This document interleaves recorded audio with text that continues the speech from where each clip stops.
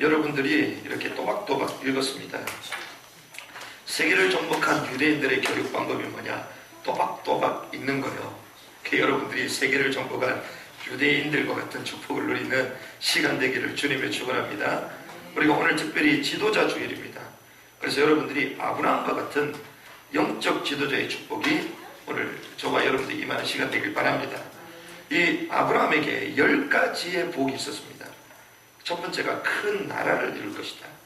그리고 큰 이름, 그리고 큰 땅, 그리고 큰 자손, 그리고 큰 장수, 그리고 큰 승리, 그리고 복 중에 최고복이 메시아가 나타날 것이다. 그리고 큰 의, 그리고 큰 상급, 그리고 큰 복, 이 복을 주셨죠. 그런데 복을 주시기 전에 뭐부터 우선되어야 되냐? 하나님의 허락이 있어야 돼요. 그렇죠? 하나님의 허락이 있어야지 이 복도 오는 것이죠. 하나님의 이 큰 복이 이렇게 10가지가 아브라함이 허락이 되었습니다. 아브라함 일생에 하나님은 아브라함이 나타나셔서 어렵다고 말씀하시고 그에게 10가지 복을 일방적으로 허락하셨거든요.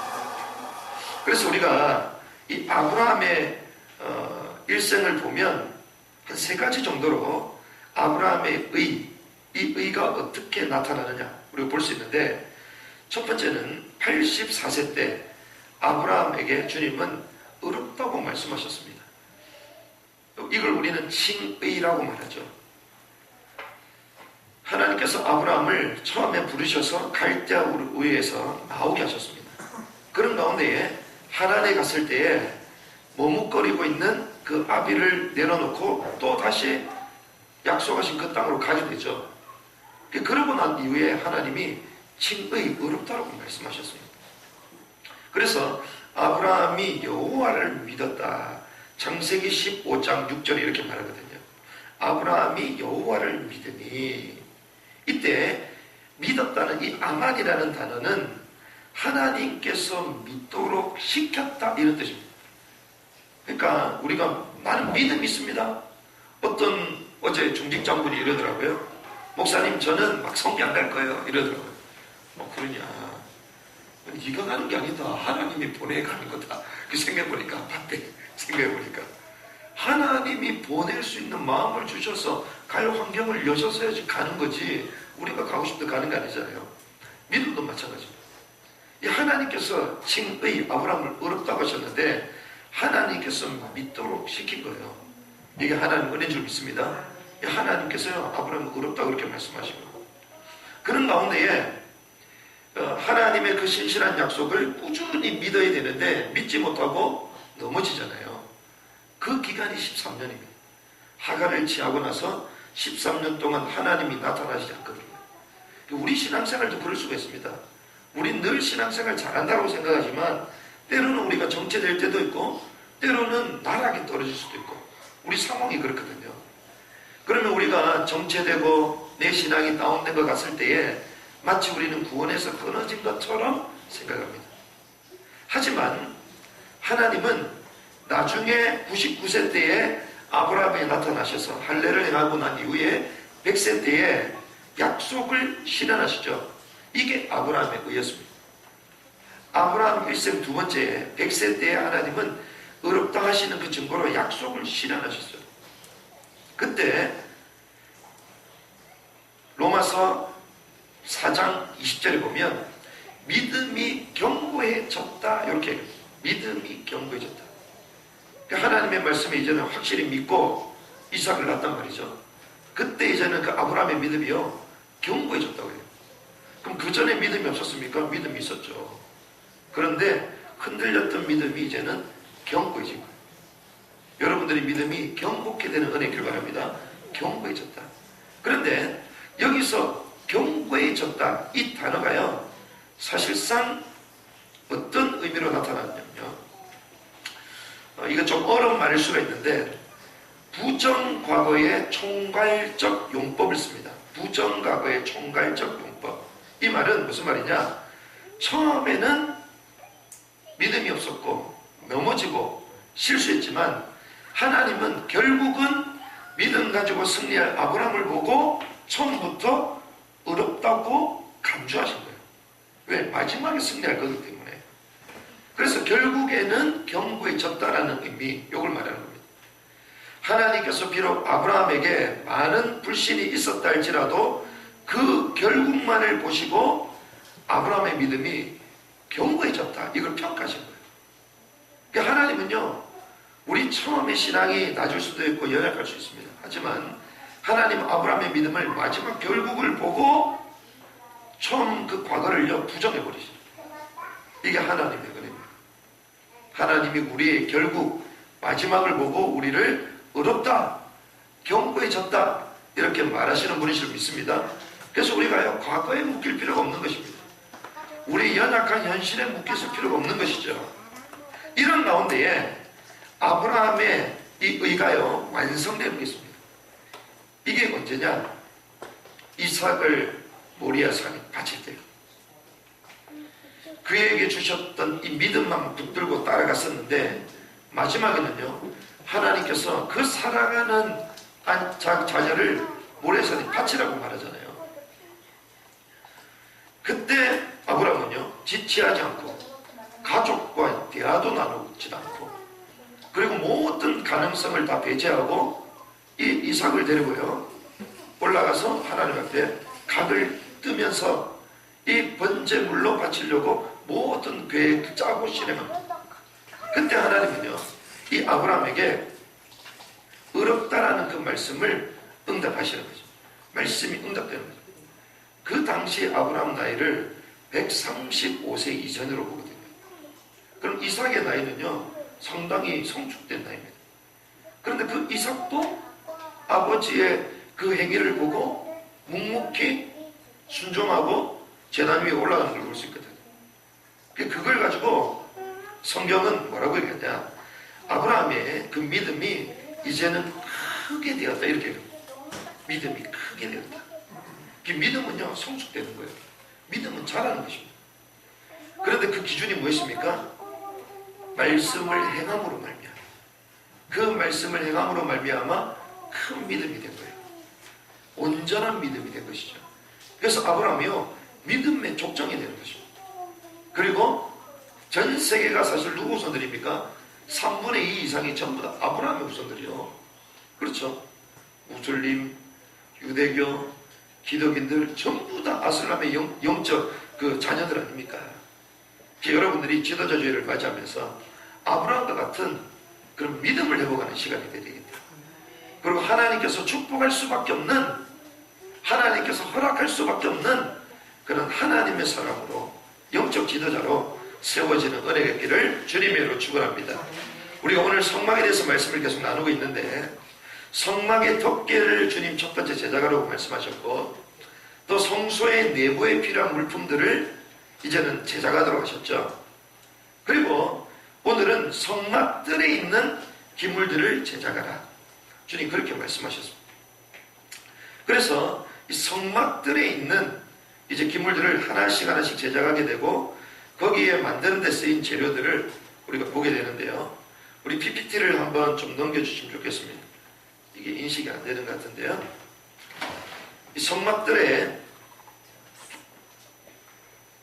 기구를 한번 보시면요, 번제단이 나오고, 그리고 뜰에 있는 여러 가지 장소들이 또 나오고요. 그리고 또 재료들이 나옵니다. 이게 성막들입니다. 이 성막들 만들어 놓고 완성되고 난 이후에 하나님이 구름으로 임재하시죠.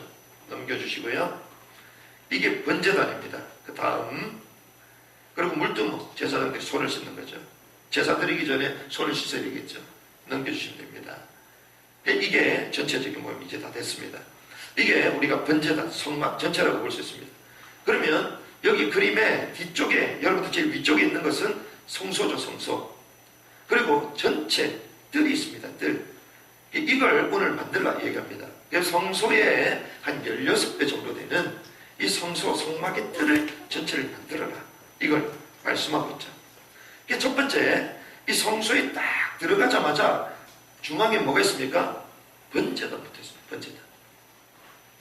이 번제단 제작을 해라. 첫 번째 1절에서 8절까지 주님 이렇게 말씀하시는데요. 이 번제단은 사실은 하나님을 만나기 위해서 제일 먼저 올라가는 곳이 번제단이죠. 제일 먼저 올라가는 곳입니다. 그래서 여기에 들어가면 필수적으로 해결해야 되는 게 있습니다. 그게 뭡니까? 죄예요. 죄. 그 죄를 해결받아야 됩니다. 그래서 번제단은요, 미tz바 하올라, 올라가는 것, 이런 뜻입니다. 올라가는 것. 우리가 죄가 없어져야지 하나님 앞에 우리 영혼이 상달되고 우리 기도가 상달되겠죠. 올라가는 것. 번제는 태워드리는 단, 하나님과의 중개소다. 이렇게 보시면 되겠습니다.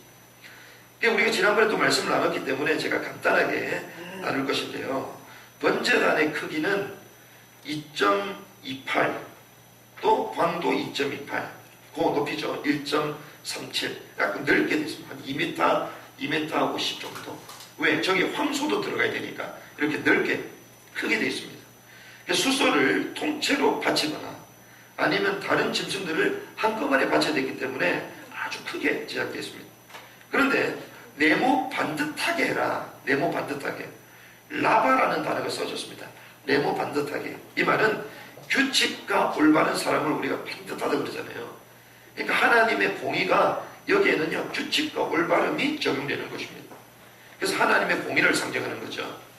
그런데 이 번제단의 특징은요, 옆에 뿔이 있습니다. 뿔. 정사각형의 뿔이 있습니다. 이 뿔은 뭘 얘기하냐? 말 그대로 힘과 능력을 상징하는 거거든요.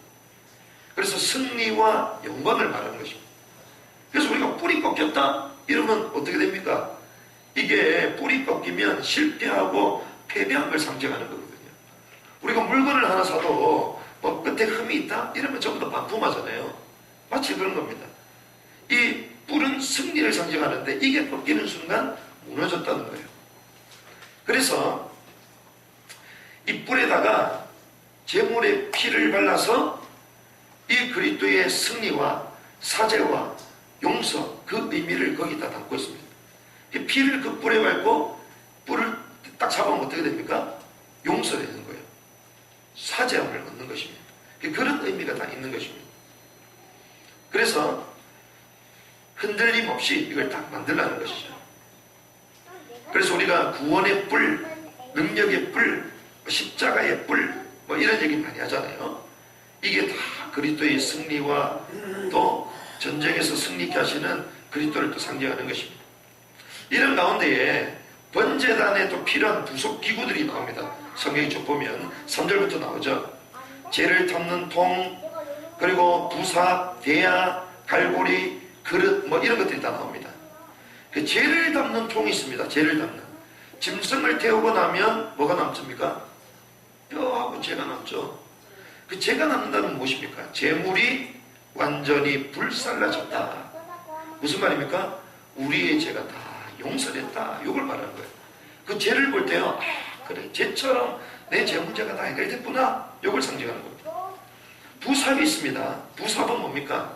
삽은 말 그대로 청소할 때 하는 거죠. 그런 고기와 또 뼈와 그런 죄들을 다 쓸어 담기도 하고 끌고 모읍니다. 이 말은 번제단을 이제 깨끗하게 청소하는 도구. 그리고 대야가 있습니다.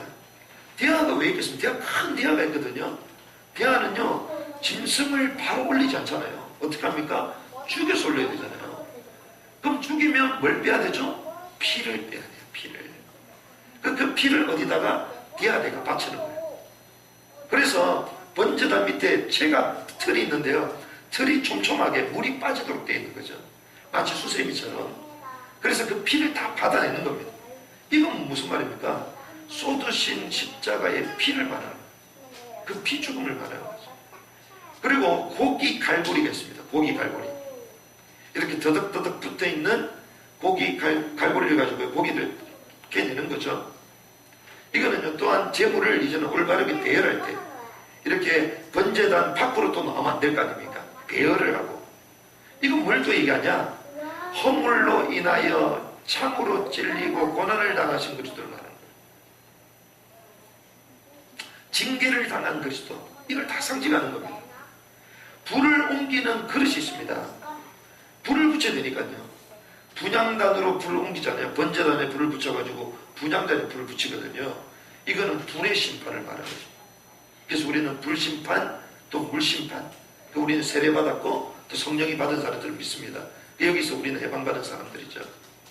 그리고 4절 8절에 보면 번제단에 그물들이 쭉 나옵니다. 그런데 이 번제단은요 테두리가 없습니다. 성소 안에 있는 이런 기물들은 테두리가 있어요. 우리로 말하면 막 술을 놓는 겁니다. 근데 테두리가 없어요. 이 말은 번제단은 테두리가 없다. 영광 없고 고난뿐인 예수님의 세계, 이걸 상징하는 거고, 조각목으로 만듭니다. 그리고 노새 쌌죠. 노새 싼 이유는 불에 견딜 수 있도록. 불에 견뎌야 되는 거예요. 견디지 않으면 어떻게 됩니까? 다 타버리죠. 그럼 제단도 타버리고 재물도 타버리면 어떻게 됩니까? 제사가 온전하게 이루어질 수가 없어요. 그래서 이 노은요 인내와 고난을 말하거든요.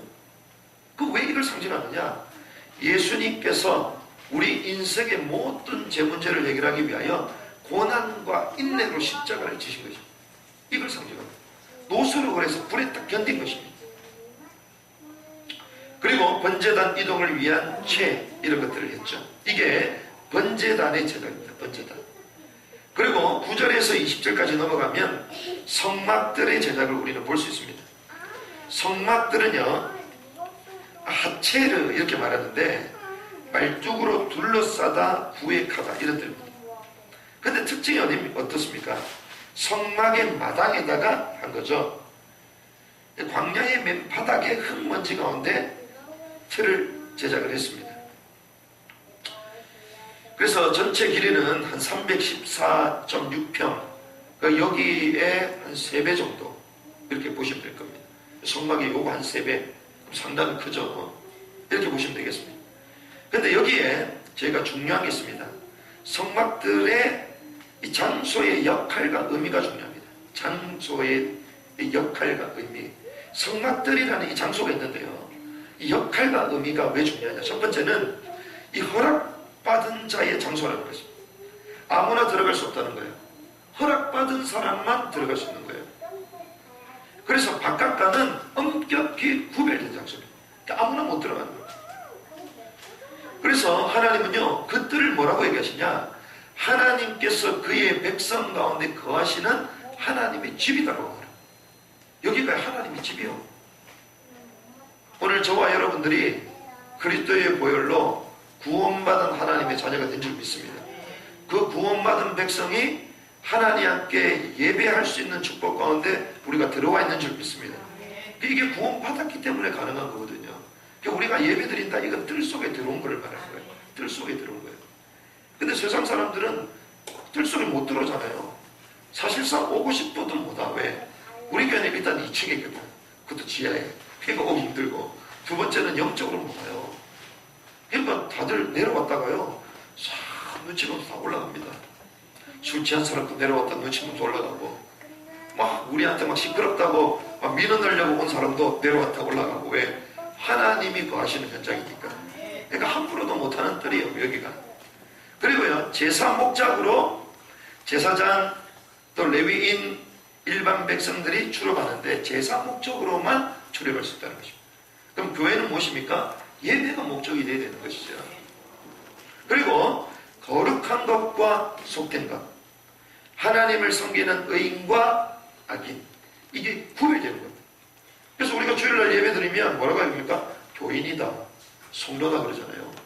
근데 주일날 예배를 실패했다? 사실상 교인, 성도가 아니거든요. 그렇죠? 예배하지 못하니까 이게 구별된다는 것입니다. 그런데 여기만 들어오면요, 구원이 보장됩니다. 할렐루야. 들어가면요, 구원이 보장돼. 얼마나 좋습니까? 그래서 이사야 60장 18절에 보니까 이 뜰을 뭐라고 얘기하냐? 구원의 성벽이다. 구원의 성벽. 그리고 찬송의 성문이다. 여기 찬송 소리가요, 이 문을 통하여 터져 나오는 겁니다. 구원의 성벽, 찬송의 성문이다. 그리고 두 번째는 이 장소의 의미가 어떤 의미가 있느냐? 제사에 필요한 짐승을 잡는 장소입니다. 죄가 처리되는 장소죠. 그래서 희생 제물로 바칠 짐승을 대기하고 잡는 곳이에요, 여기가. 그래서 보니까 막 조그만 그림들 있잖아요. 번제 옆에. 이게 제사장들이요 짐승을 끌고 와가지고 막 짓는 겁니다. 일반 백성들이 자기 짐승을 갖고 와가지고요. 그래서 제가 어젯밤에 조은이하고 아이들하고 저녁에 예배를 딱 드리는데 이게 번제단이야 이러니까 뭐라 줄 아십니까? 황소를 잡아놔야 되죠 이러더라고. 이야 제대로 교육을 받았구나. 그래가지고 제가 염소도 된다는데 안 된다고. 소를 갖고 와야 된다고. 아멘. 믿음대로 될지어다. 돈 있는 사람은 소를 갖고 오고 돈 없는 사람은 비둘기를 갖고 오는 거거든. 그러니까 이 번제단이 뭔지를 아는 겁니다. 이 백성들이요 끌고 들어와서 이 짐승의 자기 죄를 전가시켜서 번제단에 올리는 거죠. 그래서 이렇게 이 죄 문제 해결받는 짐승을 대기하고 잡는 것입니다. 그래서 특정한 기물 그 외에는요 이 제사장과 레위인들이 제물을 잡기도 하고 잡고 나면 그 고기들이 있습니다. 그걸 먹는 곳이 여기요. 그럼 무슨 말이냐? 짐승을 죽일 때는 처절하잖아요. 그런데 음식을 먹을 때는 어떠죠? 울면서 음식 먹습니까? 웃잖아요. 기쁘잖아요. 먹으면 즐겁잖아. 무슨 말입니까? 그리스도의 대속과 화목사역이 동시에 이루어지는 거예요. 여기가. 교회가 그런 곳이요. 때로는 내 죄로 인하여 통회하기도 하지만 하나님 우리를 구원하시고 세움을 주시고 은혜 주심에 또 감격하는 거죠. 이 두 개가 같이 가는 거죠. 그래서 이 제사에 필요한 짐승을 잡는 제가 처리되는 장소다. 그리고 마지막 세 번째는 말씀과 기도의 장소입니다. 이 성소는 제사장만 들어가잖아요. 우리가 금양단 그리고 떡상 분향단 그건 누구만요? 제사장들만 들어가서 세계를 채우는 거예요. 그런데 이 성막들은요 일반 백성들이 다 들어가는 거예요. 다 들어가서 어떻게 할까요? 하나님께 자기의 죄가 처리되고 하나님께 자기의 기도가 분양되어지기를 간절히 기도하는 것이요. 여기가. 그래서 예레미야서 19장 14절에 보니까요. 여호와의 집들에 서서 모든 백성에게 말씀을 선포했다. 여기서 말씀이 선포되는 것입니다. 여러분들이 이 성막들에서 말씀 선포되는 은혜 있길 바랍니다. 그 말씀 선포가 들려지는 은혜 있길 바랍니다. 이게 들려져야 되는 거예요. 예레미야서 26장 6절에 보니까 나 여호와가 이같이 이르노라 너는 여호와의 집들에 서서 유다 성읍에서 여호와의 집에 와서 경배하는 자에게 내가 네가 명한 모든 말을 구하되 한 말도 감하지 말라. 여기 메시지가 선포되는 현장입니다. 누가복음 1장 9절에서 10절 보면 스가랴 제사장이 나오는데요. 스가랴 제사장은 성소에 들어가서 분향하고 그리고 일반 백성들은 성전의 뜰에서 기도했다. 그러니까 기도하는 곳이라는 것입니다. 그런데 시편 84편 2편에 보니까 이걸 여호와의 궁정이라는 단어가 나오는데요. 여호와의 궁정. 이 여호와의 궁정이라는 이 단어가요. 하츠로트 예호바 아도나이. 아도나이는 주인이라는 뜻이거든요. 예호바, 여호와잖아요. 하츠로트 궁정.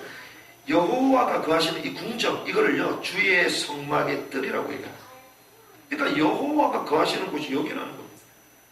여호와의 궁정이다. 비록 광야같이 척박한 이거 맨바닥처럼 보이지만 멋진 않은 이런 바닥처럼 보이지만 여기에요 여호와의 궁정이다. 하나님이 임재하시고 말씀이 선포되고 기도와 죄가 처리되는 이런 축복의 땅이다. 이걸 말씀하십니다. 그래서 그 시편 저자는 얘기합니다. 내가 그 뜰을 사모했다. 이 뜰을 사모했다고요. 그 뜰을 사모했는데 어느 정도 사모했냐? 카샤프 이렇게 얘기하는 카샤프. 카샤프는요 얼굴이 창백해질 정도로 사모했다는 거예요. 얼굴이 창백해졌어. 이런 은혜 있길 바랍니다. 여러분들 교회를요 얼굴이 창백해질 정도로 사모해야 돼. 예배를요 얼굴이 창백해질 정도로 사모해야 돼. 할렐루야. 이렇게 했다는 거예요. 다윗이요 이 뜰을 그렇게 사모한 것입니다. 시편 84편 10절에 보니까 주의 궁정 아까 얘기했죠. 주의 뜰을 얘기합니다. 주의 뜰에서의 한 날이 다른 곳에서의 첫날보다 낫다. 여기에서 있는 게 다른 왕궁에 있는 것보다 첫날보다 훨씬 낫다. 이런 고백되어지는 은혜길 바랍니다. 이게 성막들을 지금으로 얘기하면 교회요. 주의 몸이요 서로 교제하고 화목하게 되는 신교의 공동체, 그 터, 이걸 말하는 것입니다. 우리가 세 번째로 성막 만드는 데 쓰인 재료 간단하게 보겠는데 21절에서부터 31절까지 보면요, 이다말이 계산을 합니다. 20세 이상의 사람이 60만 명이 넘죠. 한 60만 한 3,550명 정도 이렇게 되는데 금과 은과 놋을 가져갑니다. 쭉 보면 아시겠죠. 금은 29달란트에 730세겔, 은은 100달란트에 1775세겔, 놋은 70달란트에 2400세겔. 그러면 일단 비싼 게 금이잖아요. 그러면 금이 29달란트는 뭐 한 1000kg 가까이 됩니다. 1000kg. 그럼 1kg는 얼마라고 했습니까? 지난번에 골드바 보면 우리가 골드바, 금바 이거 하나 갖고 싶어 하잖아요. 골드바 하나가 얼마냐? 5천만 원입니다. 그게 1kg예요. 1kg. 그럼 그게 1000kg면 500억 되겠죠. 그럼 계산 끝났죠? 그럼 오늘 성경 끝입니다. 오늘 대충 이 정도. 그 이스라엘 백성들이 받은 축복이 그렇게 컸던 겁니다. 이걸 하나님께 헌신하고 이제 성막을 만든 거죠.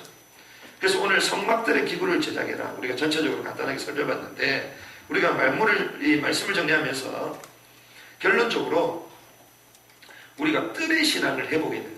뜰의 신앙. 우리가 뜰이 의미 없는 것처럼 보이지만 사실상 우리 성도님들 입장에서는 뜰이 신앙생활을 전부 다 합니다. 그렇죠? 우리가 성소에 들어갈 수 있습니까? 못 들어가요. 누구만 들어가요? 제사장만 들어가요. 목사님만 들어갑니다. 사실 목사도 못 들어가요. 누가 들어가야 되죠? 예수 그리스도가 들어가시잖아요. 그리스도만이 거기에 들어가셔서 지성소 하나님 앞에 나아가잖아요. 우리의 중보자 되시는. 그렇죠? 그럼 우리 신앙의 핵심이 뭐냐? 뜰이라는 것입니다. 뜰. 뜰의 신앙을 해보게 되겠다. 그러면 세 가지로 우리가 정리합니다. 뜰의 신앙. 뜰에 처음 들어가자마자 첫 번째 만나는 게 뜨거운 번제단을 만나야 돼요. 그렇죠? 그러면요, 날마다 우리는 번제단의 불길 앞에 서야 되는 거예요. 번제단의 불길 앞에. 교회에 들어오자마자 뭐부터요? 번제단 앞에 서야 되는 거예요. 들어오자마자. 그건 무슨 말입니까? 죄인됨을 인정하는 것이죠. 그래서 죄인들이 오는 것입니다. 그러면 들어간다는 그 기준이 뭡니까? 나는 죄인임을 인정하고 들어오는 거죠. 이게 우리 신앙생활에 먼저 돼야 되는 거예요. 그런데 재미난 사실, 번제단을 만들어라. 내가 날마다 죄인됨을 인정하고 번제단 불길 앞에 서는 게 무엇입니까? 그게 예배 시스템이에요. 나의 예배 시스템. 내가 날마다 죄인됨을 인정하고 하나님 앞에 나아갈 수 있는 나의 번제단을 만들어라. 그게 첫 번째입니다. 나의 무너져버린, 잃어버린 이런 나의 예배 재단을 회복하는 은혜길 바랍니다. 나의 번제단을 회복해야 돼요. 그래서 우리는 때로는 정시기도를 통하여, 정시예배를 통하여 이걸 회복하는 거예요. 때로는 가정예배를 통하여 이걸 회복하는 거예요. 때로는 새벽예배를 통하여 이걸 회복하는 거예요. 때로는 나의 현장의 다락방과 예배를 통하여 회복하는 거죠. 이걸 회복하는 것입니다. 그래서 뭐부터? 번제단 앞에부터. 그리고 두 번째는 이 번제단 앞에 짐승이 불태워지고 나면 뭐가 있다고요? 이제는 계속의 은혜와 감격이 있는 것입니다. 그때 우리 인생은 어떻게 됩니까? 비로소 재창조가 되는 거예요. 그래서 우리가 예배 드리고 나면 얼굴 때깔이 달라지잖아요. 때깔이 달라지는 은혜길 바랍니다. 오늘 뭐 떡국 먹는다는데 떡국 먹기 전에 때깔이 좋아져야 돼. 예배 드리고 나서. 그 은혜가 우리에게 와야 되는 거예요. 재창조의 기쁨. 그때부터 뭐합니까? 먹고 마시고 즐길 수 있는 거예요. 반대로 먹고 마시고 즐길 수 없다? 그 말은 뭔가 걸려있는 거예요. 그렇죠? 늘 걱정이 많은 사람이 있습니다. 같이 놀자고 놀지도 못해. 왜? 늘 염려고 걱정이 많아가지고. 왜 걸려있다는 거거든. 근데 진짜 성공한 사람은요, 잘 놉니다. 진짜 공부 잘하는 친구들은요, 평소 때 잘 놀아. 왜 그런 줄 압니까? 자기 해야 될 거를 다 했거든. 마찬가지입니다. 신앙생활, 춤추는 것이요, 사실상. 즐기는 것입니다. 똥을 정복하고 다스리는 거예요. 근데 왜 못하냐? 걸려있는 게 있어요. 처리되는 은혜길 바랍니다. 그립도 붙들고냐 다 처리되게 되어 있는 거예요. 내가 하려고 하고 내가 노력하려 하니까 계속 잡고 있으니까 해결이 안 되지. 번제단 앞에 들어가면요, 내가 재창조돼서 나온다니까요. 그 은혜가 있길 바랍니다. 이건 무엇입니까? 춤추는 공동체. 공동체를 회복해라. 다락방을 말하는 것입니다. 오순절 마가다락방의 역사. 그들의 삶은 궁핍했고, 그리고 어려움과 위기와 저들을 찾고자 하는 사설경찰들이 그들을 따라다녔잖아요. 근데 이들이요, 마가다락방 갓도 오고 난 이후부터 사람들이 뒤집혔어. 번제단을 통과하고 나서 그들이 뒤집혔어. 춤추는 공동체가 됩니다. 가는 곳마다 예수가 그리스도 증거하고요, 가는 곳마다 성령 받은 걸 증거하고요. 이들의 삶이 달라졌잖아요. 그러니까 우리가 번제단을 지나고 나서 이제는 이렇게 나누는 삶, 먹고 마시고 포럼하는 이런 삶으로 바뀌어져야 돼요. 이런 은혜가 있길 바랍니다. 그리고 마지막 세 번째는요, 이방인의 뜰은 누구에게든지 열려있다. 그렇죠? 누구든지 열려있다. 무슨 말입니까? 누구든지 오라는 것입니다. 누구든지. 어느 누구나 올 수 있도록 뭐해라? 문을 열어놔라. 교회마다 가면 화장실 가도 문 다 잠가놨어. 화장실 못 가게. 그럼 밖에서 싸야 됩니까? 이 답이 안 나잖아요. 그 문을 열어놔야지. 교회들마다 문을 다 잠가놨어. 영적으로도 마찬가지입니다. 교회들마다요, 문을 다 잠가놨어. 무슨 말이냐? 불신자에 대해서 관심이 없어요. 교회가요, 이것도 하고 저것도 하고 다 합니다. 근데 불신자를 위한 투자를 안 해요. 전들을 위해서 투자 안 해요. 우리도 우리 인생 살면서 우리 가정을 위하여, 내 미래를 위하여, 내 삶을 위하여, 가족을 위하여 다 투자하잖아요. 근데 영혼을 위해서 투자를 안 해. 무슨 말입니까? 열린 전도 시스템을 만들어라. 전도를 위해서 투자하고, 내 인생이 성교를 위해서 투자하고, 내 인생이 우리 후대를 위해서 투자를 하고, 그래서요, 이 이방인의 뜰, 여기에 누구든지 와서 하나님의 구원의 축복을 맛볼 수 있도록 그 일을 해라. 만들어라. 이거라는 것입니다. 우리를 통하여 누구든지 이 그리스도 대신 이 교회의 축복을 누릴 수 있는 이 문으로 들어오게 되는 은혜가 있기를 주님으로 축원합니다. 그 우리가 준비를 해야 돼요. 전도를 위해서, 선교를 위해서. 그래서 지역을 위해서 봉사하기도 하고요, 때로는 전도를 위해서 투자하기도 하고 헌신하기도 하고 이렇게 하는 것이죠. 성막들의 기구를 제작해라. 뜰의 신앙을 회복하는 이번 한 주간 되기를 주님으로 축복합니다.